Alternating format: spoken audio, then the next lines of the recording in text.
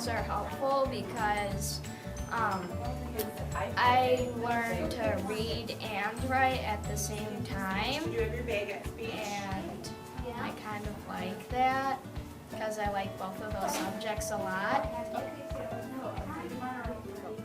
So we would use our thoughtful logs for like expressing our feelings and like writing down so like our teachers can like see what we need to work on and stuff. I was surprised when the family was talking and we found out that the uncle was hired and working for an illegal business. The choice the family made was when they moved to Japan, they were no longer allowed to do anything with their Korean heritage. They had to change their Korean names to Japanese names. That changed their life. If I were in Sunhee or Kyoko's shoes, I would just feel different. Overall, I think the family went through some major changes.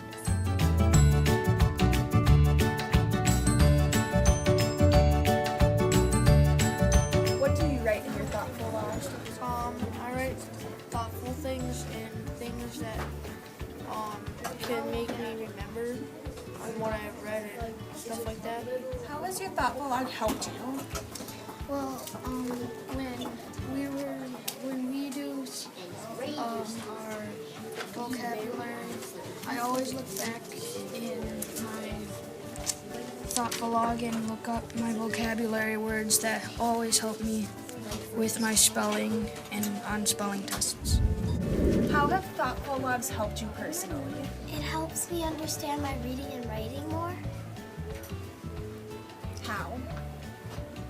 because I can look back into my thoughtful log.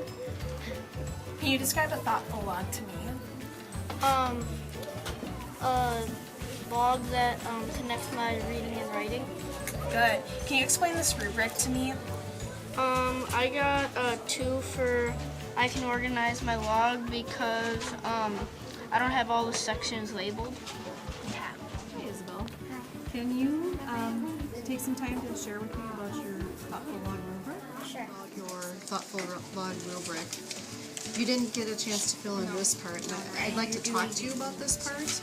You don't have to have anything written at this point, but tell me about your organization. Things are like in the tabs that they should be in. Okay. Are all your tabs in place? Yeah.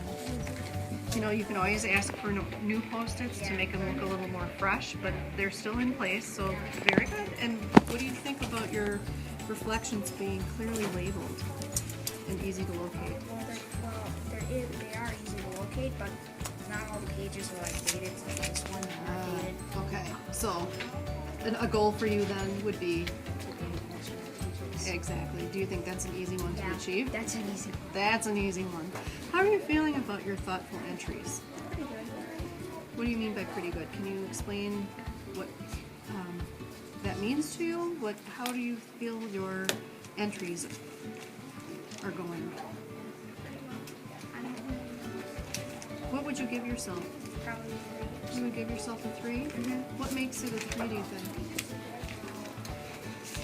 lots of pages. Okay, so you have a lot of entries. Mm-hmm. What about the thoughtfulness of them? Do you feel like, if you think about why we use our thoughtful logs, do you think that your learning and thinking are visible? Yeah. Okay. Do you think that it's helped you to deepen your understanding of what you're reading? Okay. And how about connecting learning and reading and writing? Yeah. Yeah. I really feel like you really value the thoughtful log, and I see that you pull it out all the time to use it, even when it's not expected. You're using it to help you with your reading and your writing. So, nice job. If you wanted to move yourself up to a 4, what would you do? Because now I feel like, yep, you're right. You're at that proficient stage. What could you do to maybe get that 4? Use it during my independent reading. Okay, so more into your independent reading. So adding more thoughts, that are not expectations. So whenever you've got that time to steal for independent reading. Okay. Good. Thanks for sharing.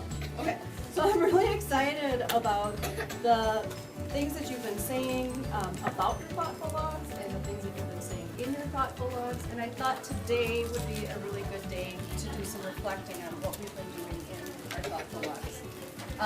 I have a reflection sheet for you to do because your reflection about your own personal thoughtful log is going to be better coming from you than coming from me, because I want you to take the time to think about the good things that you've done in your thoughtful log, and I want you to take time to think about the things that you might need to improve on as you go through the rest of the school year.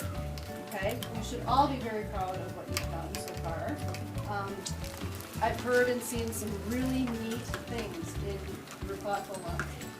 In all of the sections. We've been really hitting it hard lately in our mysteries that we did last month, and now in historical fiction. Although we don't have, you aren't putting things necessarily in your thoughts and thinking and in your vocabulary. It's all being, right now, housed in your historical fiction part of your thoughtful log.